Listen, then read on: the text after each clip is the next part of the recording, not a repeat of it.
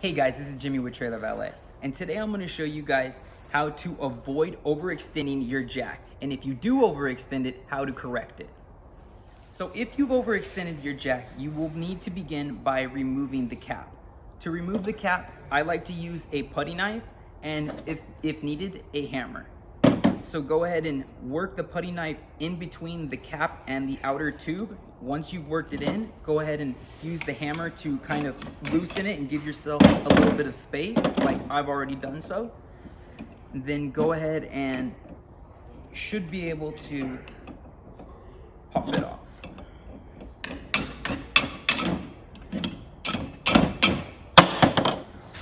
Once you've removed the cap, then you will need to begin removing the retaining ring, which is over the miter gear. Now that you've removed the JX cap, again with the putty knife, you're going to need to remove the retaining ring. So go ahead and just kind of get the putty knife underneath the ring and remove a portion of it. Once it's off of the gear, then you can go ahead and just hold it over and keep it from coming back on like I have with my finger. And then you're going to go ahead and just start rotating it to where it slowly comes off of the track. So as you can see, now the retaining ring has come off the miter gear, and you can go ahead and punch the dowel pin through now. Once you've removed the retaining ring from the miter gear, now you're going to need a punch pin and a hammer, and you're going to need to punch the dowel pin through. Before punching the dowel pin all the way through, make sure you have the dowel pin straight up and down. That way it doesn't get jammed underneath. You need the dowel pin to go through the hole, and you'll retrieve it after removing the outer tube. So now I'm going to punch the pin all the way through. You'll feel it go through. Now that your dowel pin has been punched all the way through the miter gear, you can go ahead and remove the drive shaft. Go ahead and remove the top miter gear along with both of the washers and the retaining ring. You can go ahead and remove the square bushing.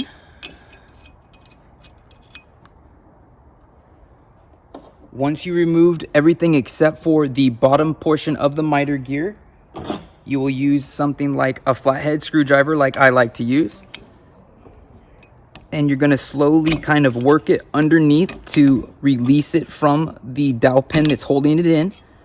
And as you can see, I just popped it free. Here's your bottom miter gear. Using a pair of pliers, go ahead and grab the dowel pin that's sitting inside the tube and remove it. Once you've removed the dowel pin from the inner jack tube, you can go ahead and remove the outer tube. Once you've removed the outer tube, you can go ahead and retrieve the dowel pin that you punched through earlier, which is right here.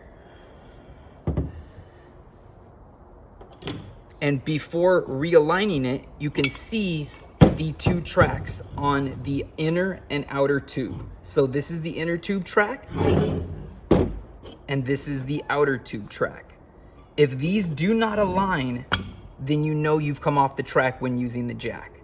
So obviously, before you place it back in, you have to make sure the track lines are completely aligned before you can even slide the inner tube through the outer tube. So now I'm going to go ahead and slot it through.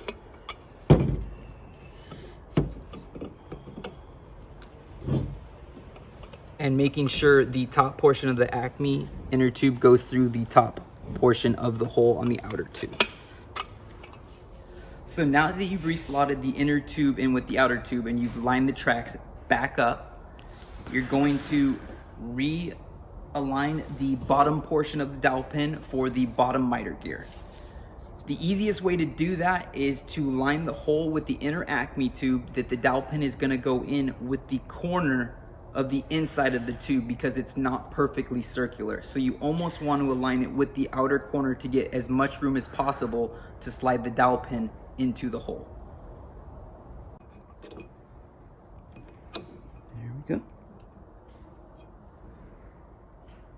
Once you've placed the dowel pin in the inner tube on the bottom portion that you see here, then you go ahead and grab the bottom portion of the miter gear.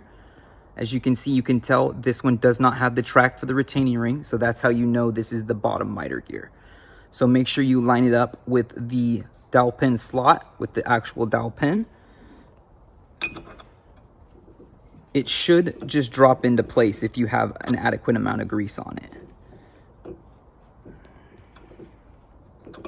As you can see, now it's been dropped into place. Now you can go ahead and pop in your other gear. So you're going to need your drive shaft, the square bushing. The lip on the bushing is going to go up. So when you place it in, make sure this portion is facing upright. Go ahead and slot it through, and you're going to place it in from inside the tube, not the outside. Once you've done that, go ahead and grab your two spacers, your retaining ring, and the miter gear all together. Make sure it has grease on it. And when you place it inside, make sure you have it with the dowel pin hole facing upward so you can drive the dowel pin back inside.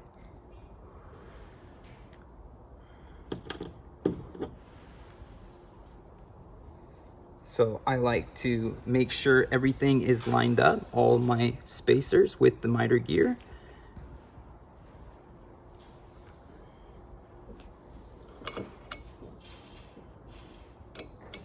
And then go ahead and guide the drive shaft inside.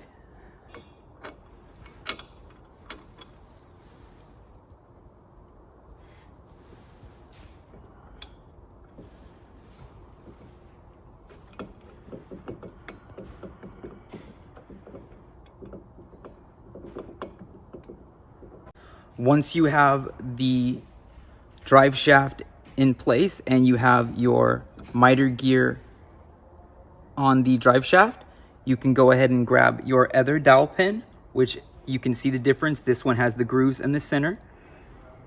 Then grab your punch pin and your hammer and go ahead and make sure the hole with the drive shaft and the hole on the dowel pin with the miter gear is lined up.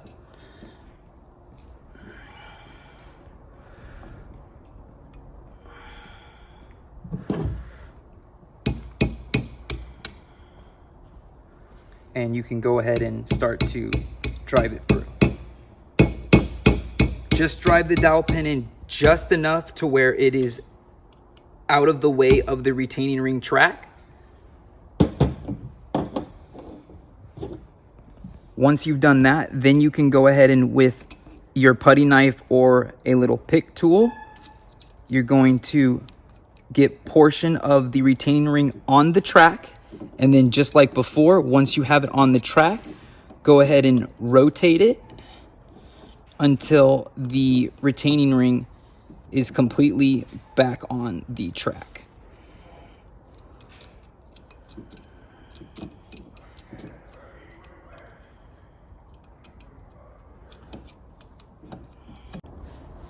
So once you put the retaining ring back on the miter gear and the dowel pin is inside and being held by the retaining ring, you can go ahead and close it back up with your cap. Place your cap back on. Once it's all the way on, you're good to go.